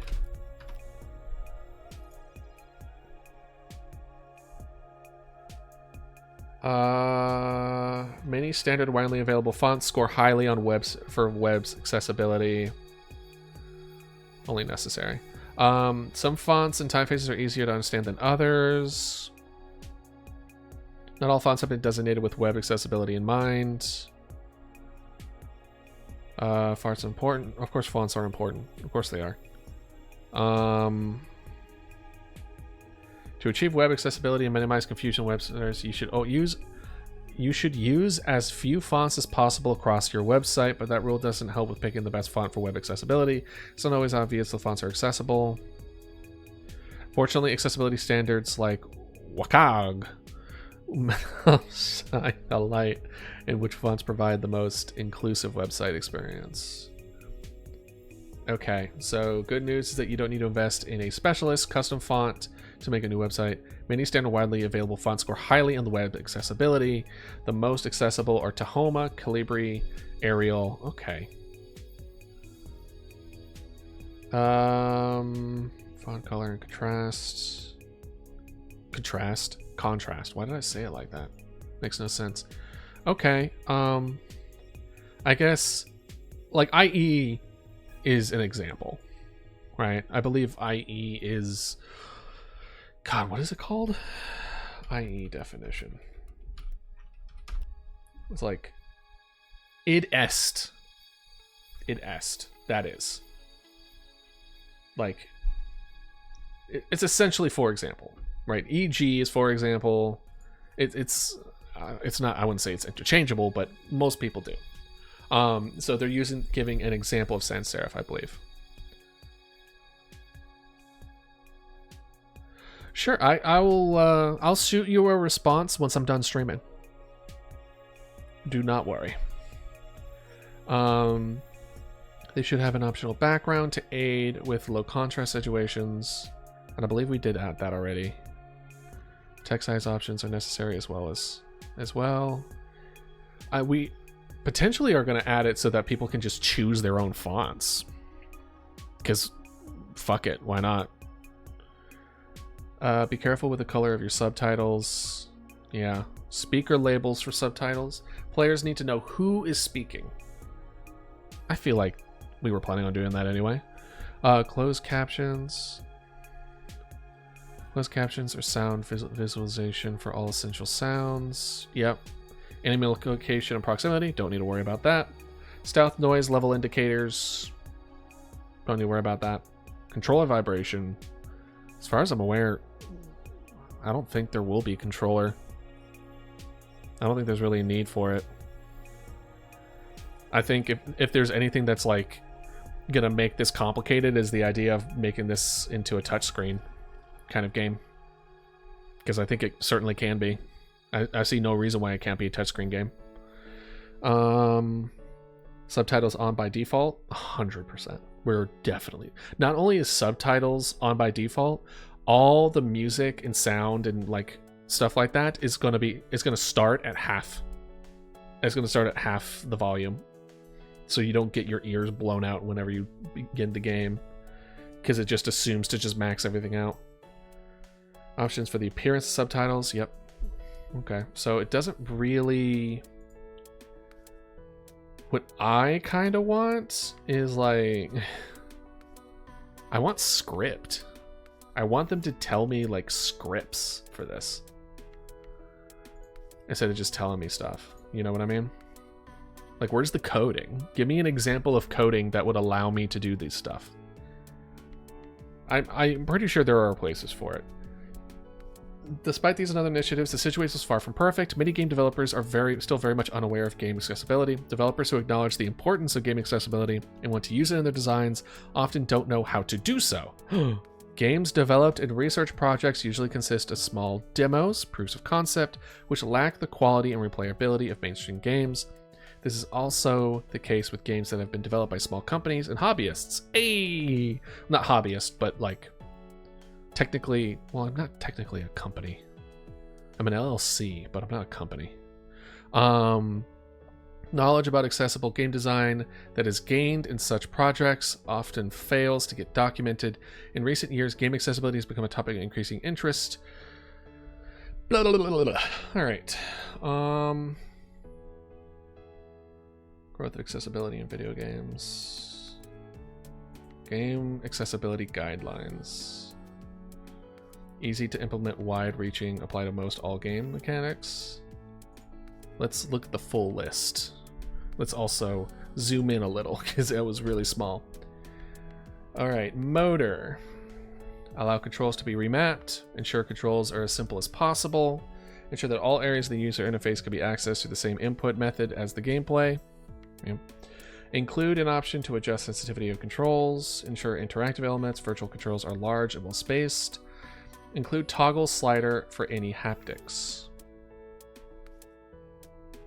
I don't have any haptics. Hey, when we stream end, I hope you don't mind me asking, but if you don't reply, I'll be sad that you don't make your channel attractive. How dare you? My channel's plenty attractive. No, you're good. I usually end around in like 2 hours ish. So it's good. Besides, we're not going to implement anything immediately. I'm just checking out what you got. Support more than one input device. Make interactive elements that require accuracy. Stationary. Okay, I think I did. Ensure that multiple stimulation axes, click and drag or swipe, are not required and only require supplementary internet. Okay. Ensure that all key actions can be carried out by digital controls. With more complex input, analog speech gesture not required. And include any as supplementary alternative. So that's the discussion of whether or not, like, instead of a mouse, you can just use your keyboard. And that's something that we did add to the list. Include an option to adjust the game speed. All right. I don't think we got to worry about that. I think it was just more or less the removal of the timer. Avoid repeated inputs. Yep, we're not going to have any button mashing or quit time events. If producing a PC game, support windowed mode for compatibility with overlaid virtual keyboards. Oh yeah, no, we have windowed mode. Provide alternatives to requiring buttons to be held down. Yeah, there's none of that. Allow interfaces to be rearranged. Allow interfaces to be resized. Provide a macro system. What? Do not rely on motion tracker and specific body types. Yeah. What the hell is a macro system? Maintenance of what little hand-eye coordination I have is why I play games. Social contact with the nice people in MMOs is the other. Voice commands and well thought out macros are a godsend. I still play Perfect World, and despite my boundless spasticity, I'm still one of the more sought after clerics for dungeon runs. Hell yeah. Games that involve a large amount of repetitive sequences of actions can result in pain, fatigue, creating macros. Pushing one button that's technically the application of many buttons in different combinations. I did that for crafting for Final Fantasy XIV. Loved it. We don't need that. Not that I'm saying like, oh, that's useless. It's not useless. It's amazing. But the game that I'm making does not need, it's a single button. It is not a combination of anything. Allow play in both portrait and landscape. Now that's interesting. Let's add that to the list. Allow play in both portrait and landscape. That shouldn't be too difficult. That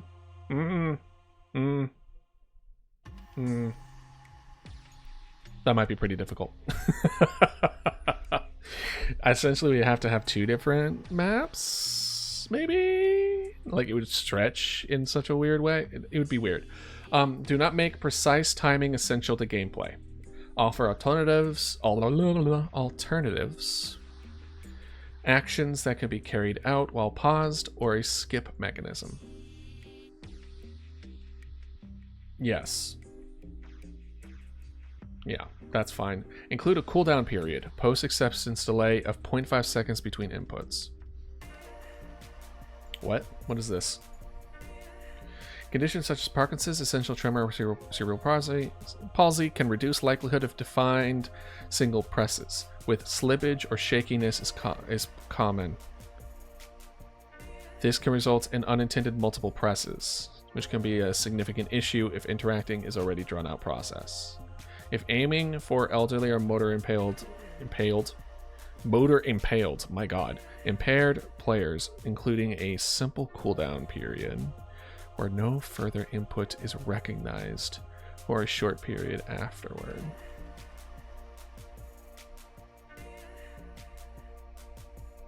Yeah, I like jokes. Go ahead and give me one.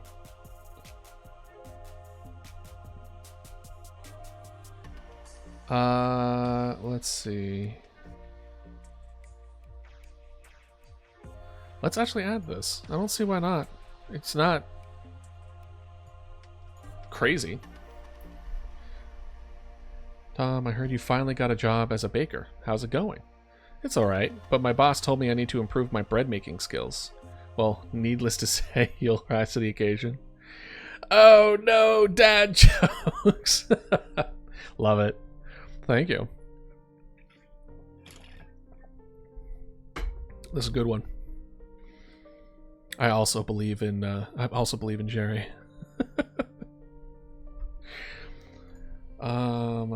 Include a cooldown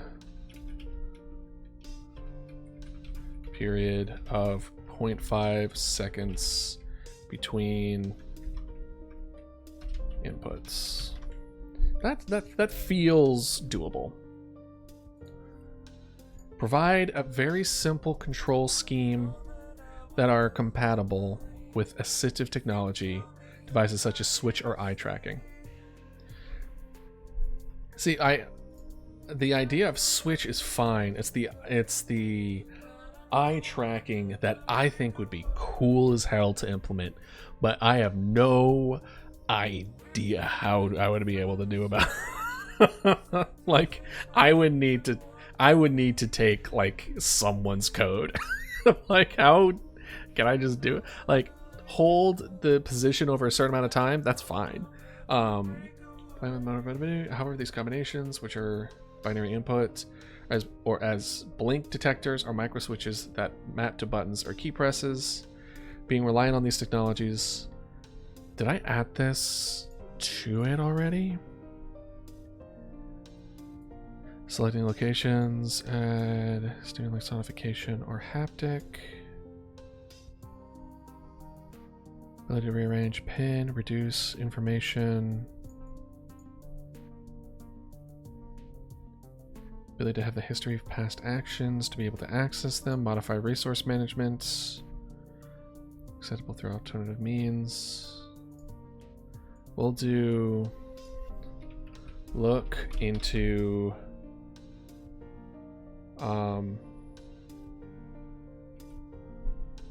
switches, accessibility, switches, or eye tracking. As long as we can get the coding for it, I don't see why not. I feel like that could be applied. Especially when we're talking about interactions now. Like, I don't see why not. So they're simply the controls. The more of these kind of setups will be compatible. For example, if you're making a one-button endless runner, it will then be compatible with everything from a wheelchair mounted button to an eye-tracking blink with a sip puff tube. I mean, pretty much, yeah.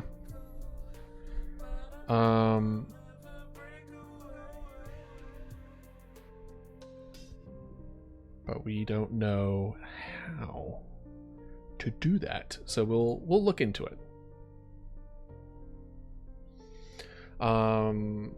Allow the game to be started without the need to navigate through multiple levels of menus.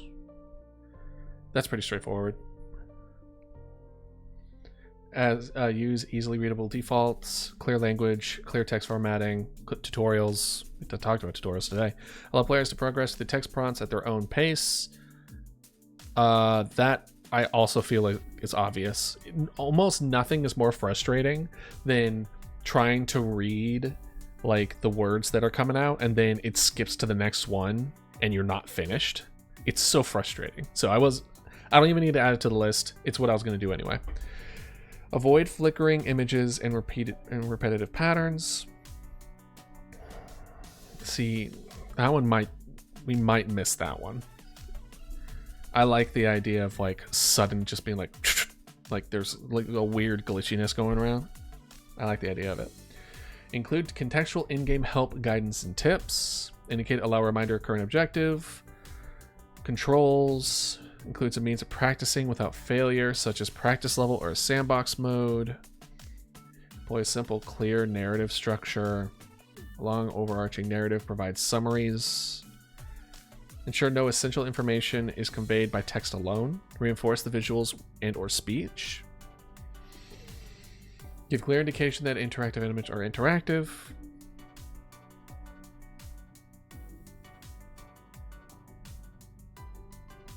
That one we might need to add. We'll see.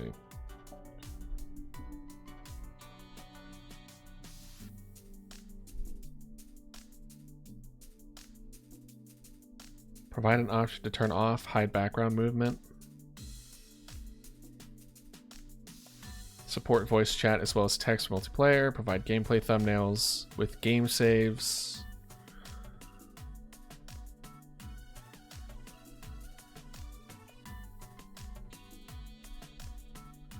Provide gameplay thumbnails. I don't think that would help us. I don't think it changes all that much.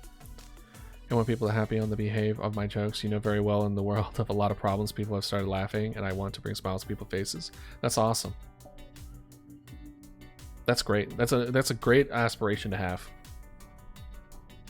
I feel the same way.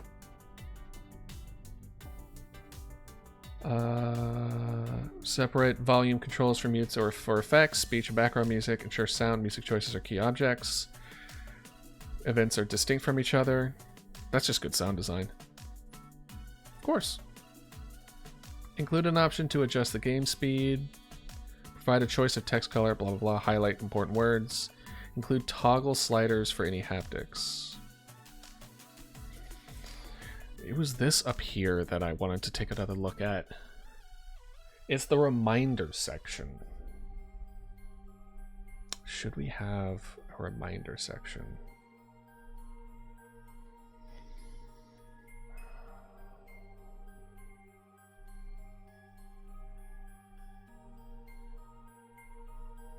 I don't know. Let's add it to potential. Should there be a reminder section?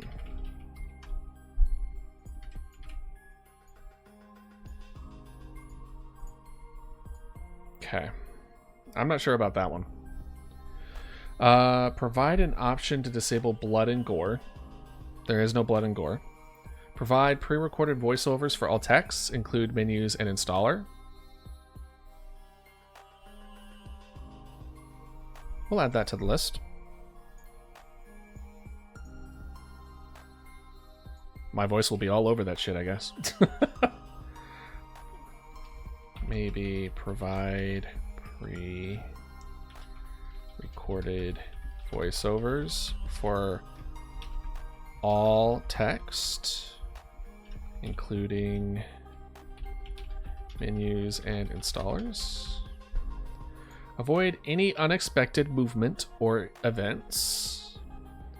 Allow all narrative and instructions to be replayed.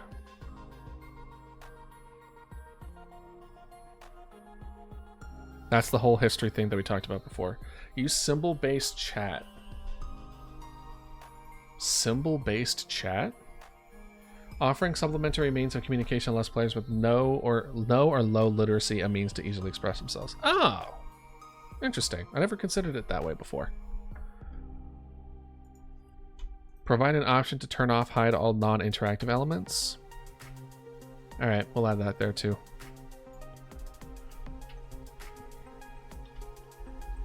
Provide an option to turn off / hide all non-interactive elements. Because there's going to be a background, there's going to be like a city. So to remove that, so it's just like you only see what you need to see, I'm fine with that. This means we both share a lot of similarities. It means that we both angel in this world who think about people. Oh, I wouldn't go that far. I wouldn't classify myself as an angel, but I do like helping people. I do like making people happy. And I think it just means you're a good person.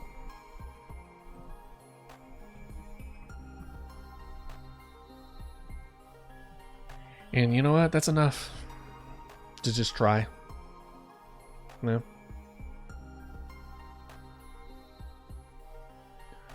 Oh, my brain. How much more do of this? Is this it? Oh, okay. My brain. All right.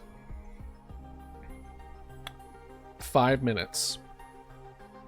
Take a breather for 5 minutes. I'm gonna get a refill of my water. I recommend you do the same. I need to unwrinkle my brain for a second and then see where we're at. So I will be right back.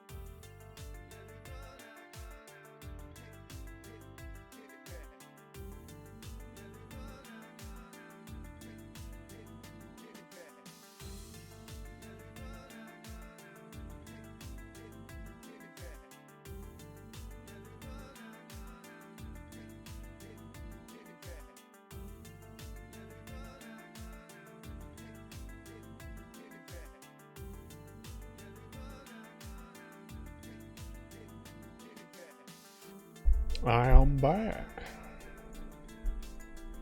Alright. Got a refill of my water. Walked around a little bit. We'll see how long. I was considering getting coffee, but I have a suspicion if I drink, not coffee, but a caffeinated drink. And I was considering getting that. I was like, bro, that caffeine doesn't keep me, it doesn't like rev me back up not nearly that quickly. If anything, it's just going to make it so I'm going to have trouble sleeping tonight. That's all it does. It's just my usual 4 o'clock slump. So let's finish out this list. This is what I want to do. And then go through what we have. And then be like, okay, this is what we want to do. This is what I'm going to utilize. But as I'm reading this, I'm like, my brain is mush. What we could do, we could just play a game.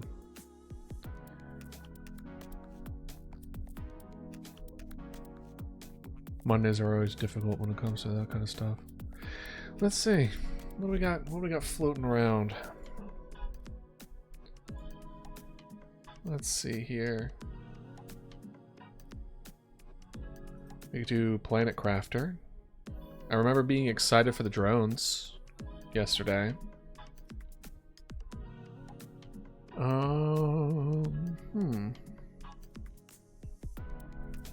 I ain't playing Warframe. No.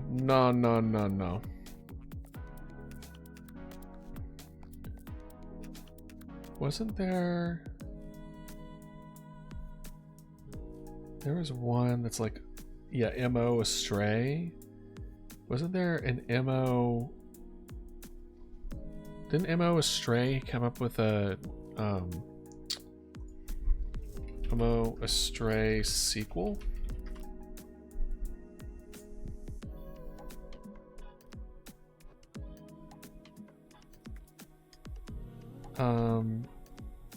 Let's look at the official strat. This is the website. Looks great. Especially since I loved Animal Well so much. It's very Animal Well-esque.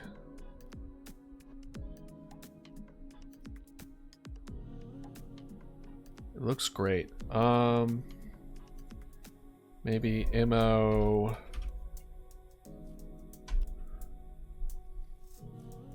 No, that was not it.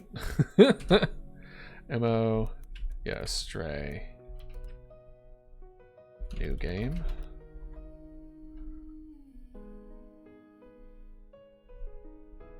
Oops, sorry. Sorry, I needed to sneeze. Whew. MO... New game, maybe? I thought I saw MO. Like, it was like a MO, but it wasn't MO Astray, it was MO something.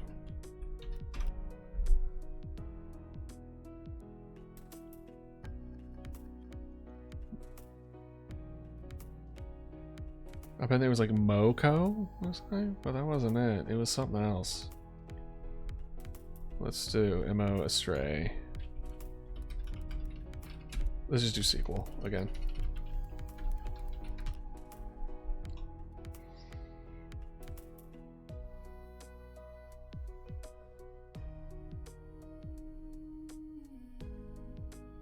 A romance simulation game? What? I don't know. Let me go back to their. Let's go to the store page. We'll go to their developer. They have demo. I don't know what this demo is. They released MO Stray at 2019, and then they released Demo. Just like a very cute looking game. But when I look at the publisher, maybe? No, same deal.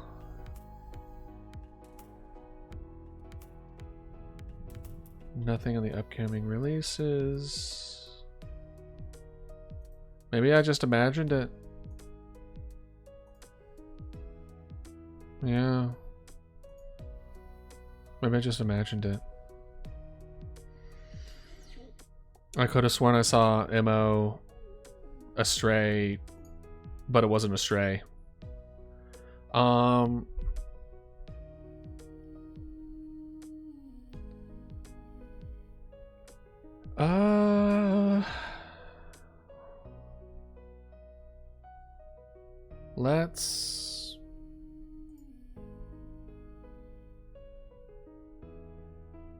Let's just do some Planet Crafter.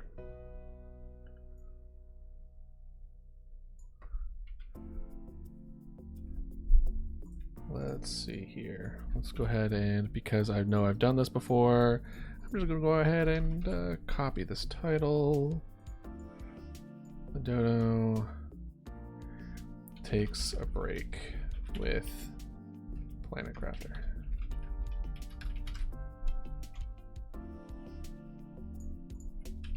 Planet Crafter.